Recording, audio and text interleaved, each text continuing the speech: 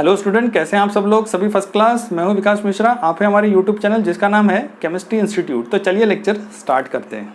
करने जा रहे हैं इलेक्ट्रोकेमिस्ट्री के बारे में डिस्कस करें तो इसका मतलब होता है कि इलेक्ट्रिसिटी का यूज़ अगर केमिस्ट्री में आता है तब अपने उसको बोलेंगे इलेक्ट्रोकेमिस्ट्री। अगर हम इसको सेल से डील करें जो कि हम डेली लाइफ में यूज़ करते हैं तो ध्यान रखना है कि सेल का अपने यूज़ करते हैं रिमोट के अंदर। तो ये तो एग्जाम्पल हो गया इलेक्ट्रोकेमिस्ट्री का। अगर हम इलेक्ट्रोकेमिकल सेल की बात करें तो ये एक ऐसा डिवाइस है जो कि इलेक्ट्रिकल एनर्जी को केमिकल एनर्जी में और केमिकल एनर्जी को इलेक्ट्रिकल एनर्जी में कन्वर्ट करने का काम करता है। अगर हम डिवाइस की बात करें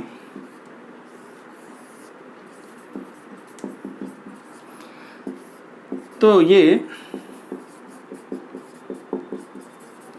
इलेक्ट्रिकल एनर्जी को केमिकल एनर्जी में कन्वर्ट करता है। ध्यान रखना है, इलेक्ट्रिकल एनर्जी को केमिकल एनर्जी में और केमिकल एनर्जी को इलेक्ट्रिकल एनर्जी में कन्वर्ट करने का काम करता है। ध्यान रखना है, उसको अपने बोलेंगे इलेक्ट्रोकेमिकल सेल। साथ ही साथ अगर अपने यहाँ पर केमिकल एनर्जी की बात करें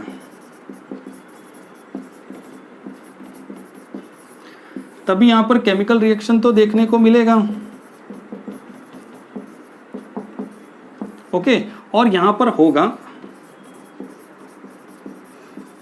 energy absorb and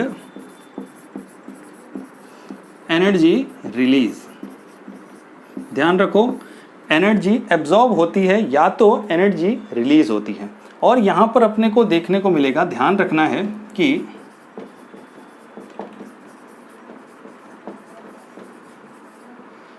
chemical energy to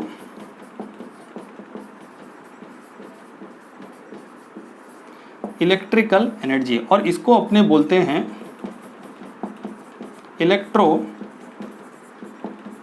chemical cell. ठीक है, इसके अगर अपने डेफिनेशन की बात करें तो इसका डेफिनेशन होगा इट इज अ डिवाइस विच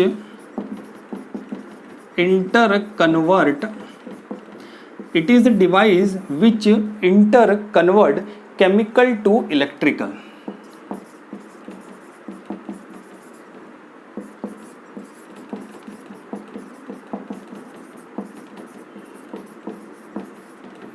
ठीक है, it is a device which interconvert chemical to electrical energy, that is called electrochemical cell. इसके दो टाइप्स होते हैं। फर्स्ट वन की बात करें तो इसको बोलते हैं इलेक्ट्रोलाइटिक सेल, और सेकंड की बात करें तो इसको बोलते हैं गैल्वेनिक सेल। इसको तो हम बोलेंगे इलेक्ट्रोलाइटिक सेल, और दूसरे की बात करें तो उसको अपने बोलते हैं गैल्वेनिक सेल। ओके, तो इस तरह से इसके ये दो टाइप्स हो गए और ये हो गई इसकी डेफिनेशन। तो आप इसको नोट कर लो और फिर हम डिस्कस करते हैं नेक्स्ट के बारे में।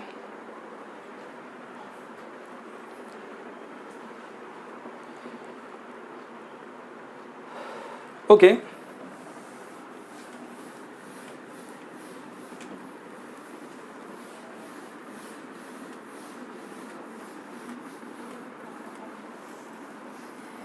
अगर अपने नेक्स्ट के बारे में डिस्कस करें जैसे कि इलेक्ट्रोलाइटिक सेल के बारे में, तो देखो जब भी इलेक्ट्रोलाइसिस अपने करेंगे ना तो वहां पर अपने को सॉल्यूशन के अंदर क्या क्या देखने को मिलेगा। तो इलेक्ट्रोलाइसिस के अंदर जो सॉल्यूशन बनेगा, ठीक है, यहां पर अपने क्या देख सकते हैं, एक बीकर है, बीकर में दो इलेक्ट्रोड है, इसको C बोल देंगे, इसको A बोल देंगे। इसका मतलब हो गया कैथोड, इसका मतलब हो गया एनोड। ध्यान रखना है, यहाँ पर अपने ने क्या लिया है, कैथोड और एनोड, और एक बीकर के अंदर हमने सोल्यूशन लिया है।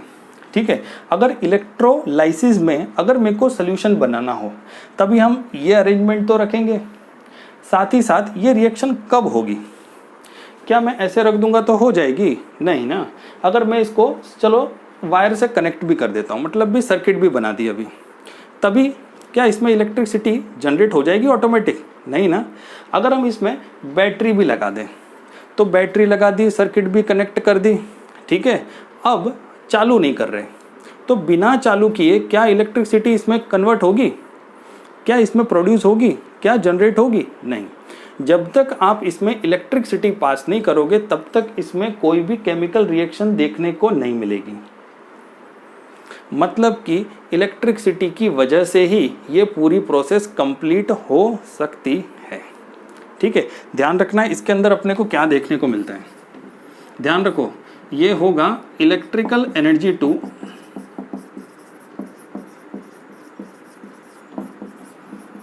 Chemical energy. Electrical energy to chemical energy देखने को मिलता है किसके अंदर? इलेक्ट्रोलाइटिक सेल के अंदर। साथ ही साथ हमको यहाँ पर देखने को मिलेगा कैथोड और एनोड। कैथोड की बात करें तो यहाँ पर नेगेटिव आ जाएगा, एनोड की बात करें तो यहाँ पर पॉजिटिव देखने को मिलता है। ठीक है, ओके। अगर अपने यहाँ पर गैल्वेनिक सेल की बात करें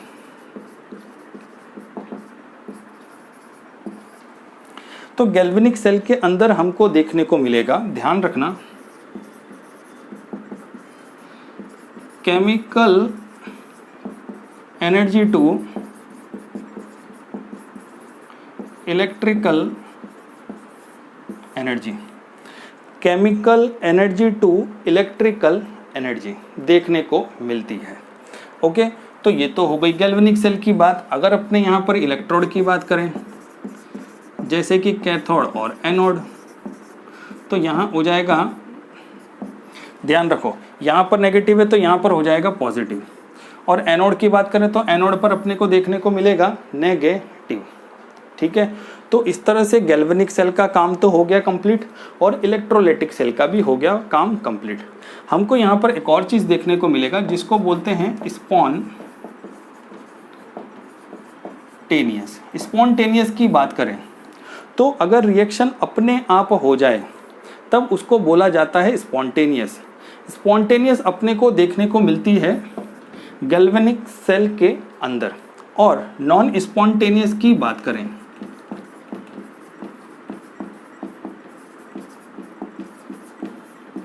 तो ये हमको देखने को मिलेगी इलेक्ट्रोलाइटिक सेल के अंदर। ठीक है, बिकॉज नॉन स्पॉन्टेनियस का मतलब क्या होता है कि ये अपने आप नहीं होगी और स्पॉन्टेनियस अपने आप हो जाती है। ओके, तो इस तरह से इसका ये क्या हो गया? क्लासिफिकेशन। ठीक है, क्लासिफिकेशन हो गया इसी के साथ कंप्लीट। ओके, तो आप इसको कर लो नोट और फिर हम स्टार्ट करते हैं नेक्स्ट। ओके,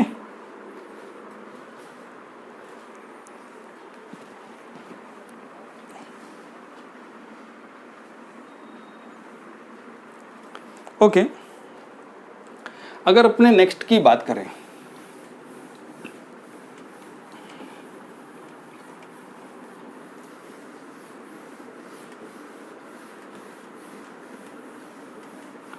तभी यहां पर क्या देखने को मिलता है। अब देखो, अपने ने क्लासिफिकेशन तो देख लिया। अगर हम यहां पर डैनियल सेल की बात करें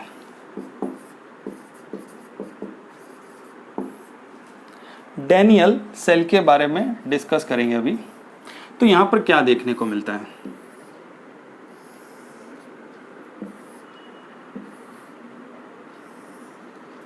ओके, यहां पर अपने देख सकते हैं कि अपने ने यहां पर इलेक्ट्रोड्स लिए।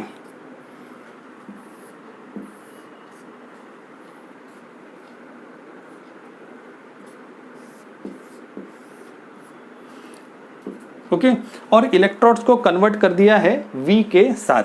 यहां पर अपने पास सोल्यूशन भी है इलेक्ट्रोड के साथ ही साथ।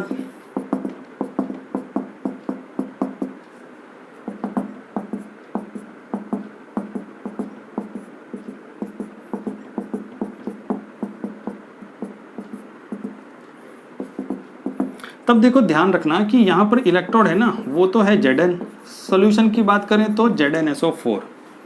यहाँ पर इलेक्ट्रोड है कॉपर का, सोल्यूशन की बात करें तो है CuSO4। ध्यान रखना है ये है अपने पास सॉल्ट सॉल्यूशन।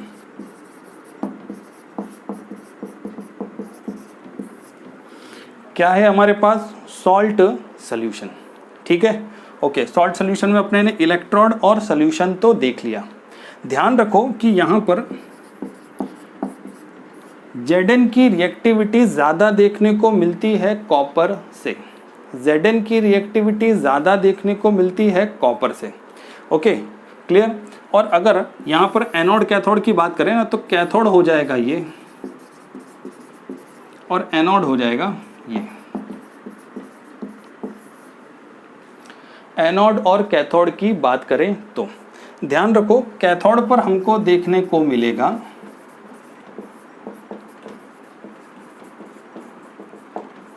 रिडक्शन और एनोड पर देखने को मिलेगा ऑक्सीडेशन। कैथोड पर देखने को मिलेगा रिडक्शन और एनोड पर देखने को मिलेगा ऑक्सीडेशन। ठीक है, चलो अगर अपने यहाँ पर रिएक्शन की बात करें, चलो एनोड की ही रिएक्शन देख लें तो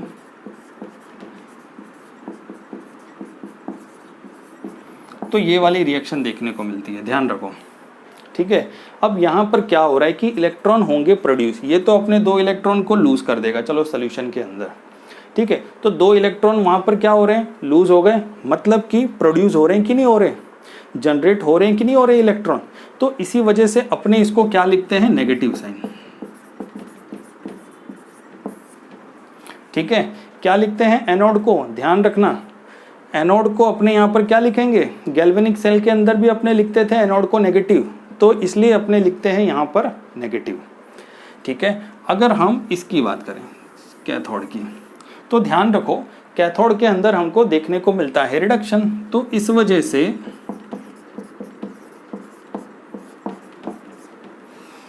ओके ये वाली रिएक्शन देखने को मिलेगी। अगर हम इनके स्टेट की बात करें तो इसका स्टेट हो जाएगा, ये तो हो गया सॉलिड, ये हो गया एक्वस, ये हो गया एक्वस, ये हो गया सॉलिड। ओके, अब ध्यान रखो जैसे यहाँ पर हो रहे थे क्रिएट, जनरेट हो रहे थे, हमने बोला था प्रोड्यूस हो रहे हैं, एज सिमिलर यहाँ पर होते हैं कंज्यूम। इस वजह से इसका चार्ज हम लिखते हैं पॉजिटिव। क्या लिखते हैं? पॉजिटिव। इलेक्ट्रॉन का मूवमेंट यहाँ पर देखने को मिलेगा एनोड टू कैथोड, देखने को मिलता है एनोड टू कैथोड। क्या? इलेक्ट्रॉन का मूवमेंट। ओके, चलो इतनी बातें तो हो गई क्लियर।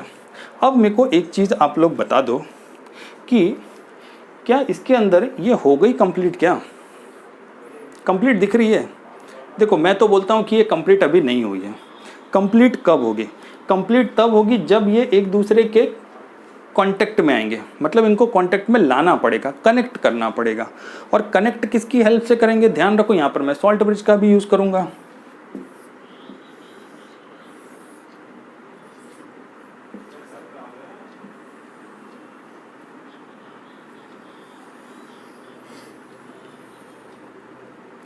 यहाँ पर है सॉल्ट ब्रिज,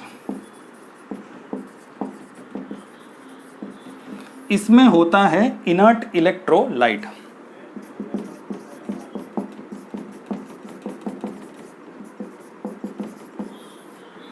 ठीक है, इनर्ट इलेक्ट्रोलाइट की बात करें ना तो ये जेल के फॉर्म में होता है। और अगर ये बोलूं कि सॉल्ट ब्रिज किसको कहा जाता है, तो ध्यान रखो सॉल्ट ब्रिज कहा जाता है यू शेप्ड ट्यूब को, जिसके अंदर इनर्ट इलेक्ट्रोलाइट हम फिल करेंगे और ये होता है जेल के फॉर्म में। ठीक है, ओके, तो इसी वजह से तो यहाँ पर जनरेट होता है इलेक्ट्रॉन। ठीक है ना, ओके, पोटेंशियल भी क्रिएट होगा। क्लियर?